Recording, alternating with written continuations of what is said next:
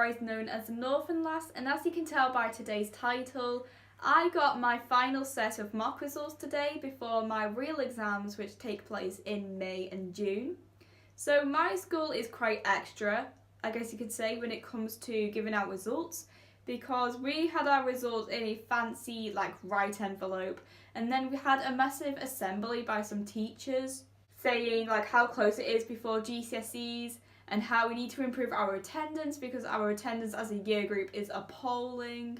And I was actually very hesitant to film this video because I can tell by my results they're not very good, and I am disappointed in some of them. But over the years, especially in year 10 and at the start of year 11, when I was trying to motivate myself to revise, all the videos I saw when it came to mock results were getting grade 9s and grade 8s and grade 7s and all them amazing grades.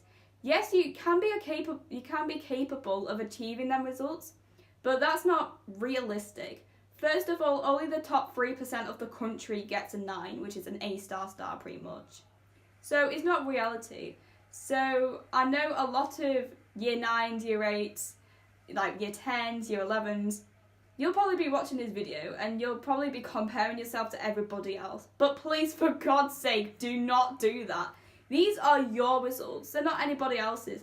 At the end of the day, in August, when you open that envelope, those are your results, not anybody else. Please don't compare yourself, because I compare myself quite a lot and I shouldn't do that, so I'd be a hypocrite.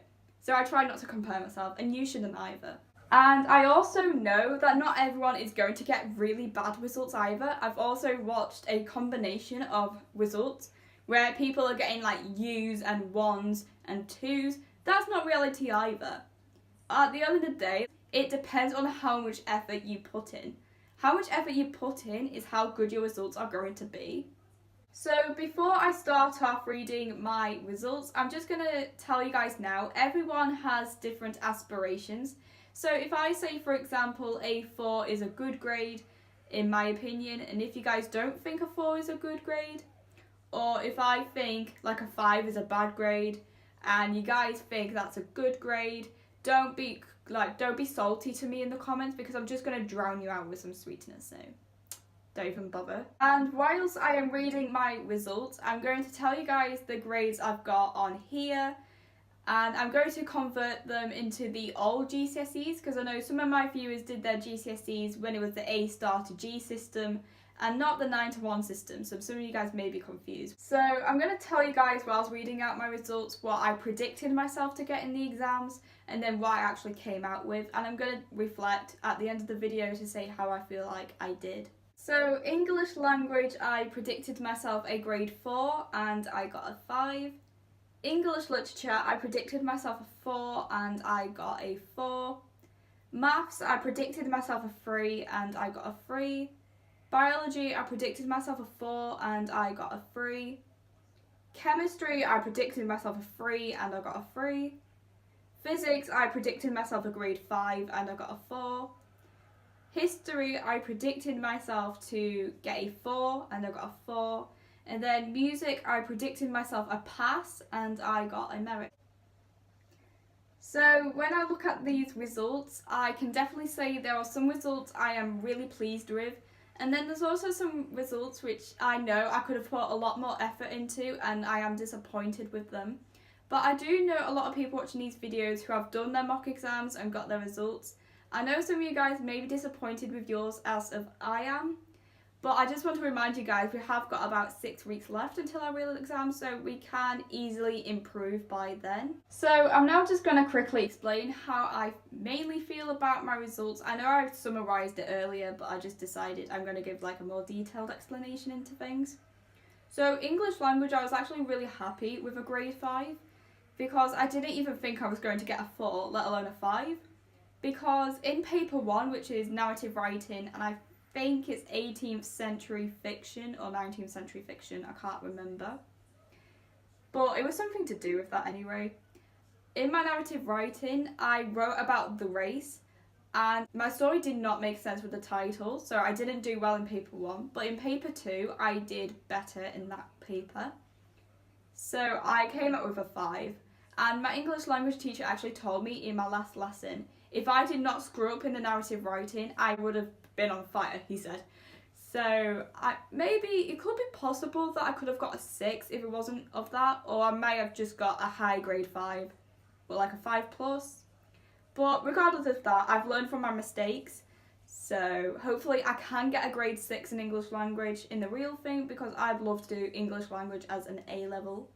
English literature, this is the one I'm really disappointed with, because I revised so much for A Christmas Carol and An Inspector Calls, and when it came down to the exam, there was a essay question on A Christmas Carol, and it said something along the lines of describe how Dickens presents a theme of social class in this extract.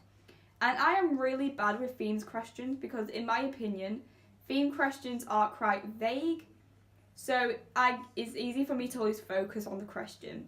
Whereas character questions, which actually came up on the Inspector Calls, is quite easy for me, because I know it's about that specific character, and then I can write about their relationships with that character and how they behave throughout the extract or the book or whatever. So I do find theme questions a lot harder, so I felt like I was not going to do well. But in my last mock exam, which was on Macbeth and the poetry anthology, I got a grade 5, so I jumped down to a 4, which made me really upset, so I ended up crying to my head of year. But she said everyone in my year group found the English literature paper very difficult, which meant I didn't do as well. So hopefully we will get low grade boundaries in these real exams, because then I can actually pass maths. So hopefully just bring the grade boundaries down. I would totally appreciate it. Maths, I'm going to be honest, I did not revise for maths, so that was why I got the grade 3.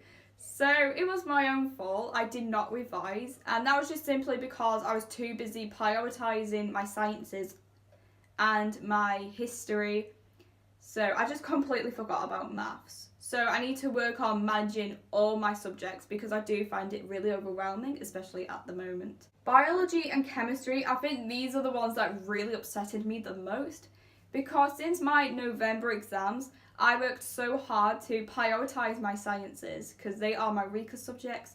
So I was doing Seneca almost every day. I was working so hard, and all I wanted was to get a grade 4 in my sciences, and I failed biology and chemistry. I got 3s in them, so I'm really upset. But the thing that really annoyed me as well, I was 1 mark off a grade 4 in biology, so it could be possible that I get a grade 4 in biology, but I don't know yet, because we haven't been over the biology paper in class. So hopefully I can get a grade 4, and if I do, I'll update you guys in the description. Music is actually the result I am most proud of, because I was not expecting to get a merit, and I was actually pretty close off a distinction. My teacher said I needed 40 marks to get a distinction, and I got 35. So I'm really proud of music, because we only started learning the exam content in January. So I didn't feel like I was going to do well, because we didn't have much time to prepare, and I'm not using that as an excuse, I'm just being blunt and just putting it out there. I didn't even think I was going to get a level 2 pass, honestly, because the 8 markers were absolute torture in my opinion. I cannot do 8 markers, and I'm definitely working on them. So for me to come out with a merit, I was absolutely ecstatic over them. So I'm just going to try and give you guys some advice, and I'm not sure if I'm actually allowed to say this, but I know that teachers mark our exams a lot more harsher than the actual examiners.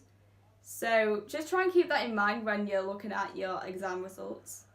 And also, I've also heard, I don't know if this is true, but this is what I've heard in my school and also by some of my friends, that mock results are actually harder than the real exams. Apparently they make the mocks harder, so we get prepared for the worst case scenario when it comes to the real exams.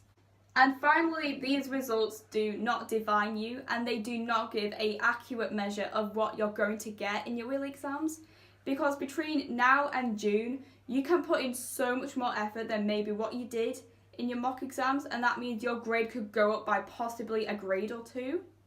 So these don't define you at all, And even when it comes to the real GCSEs, you don't get the results you want, it's okay. And I know I might get into a lot of trouble for this, but you will still succeed with life. It just might take you longer to get to where you want to be. For example, if you want to do like health and social care, for example, and you don't get the qualifications you need to get into the level 3 course, you could start at level 2 and then work your way up. It just might take you a little bit longer, but I guarantee you will definitely get there. I know I absolutely suck at advice, but I hope you can take something in from this video, and hopefully you get better results than me. So if you guys enjoyed this video and watch me be disappointed with myself, then give the video a thumbs up, comment, subscribe, and I will see you guys in my next video.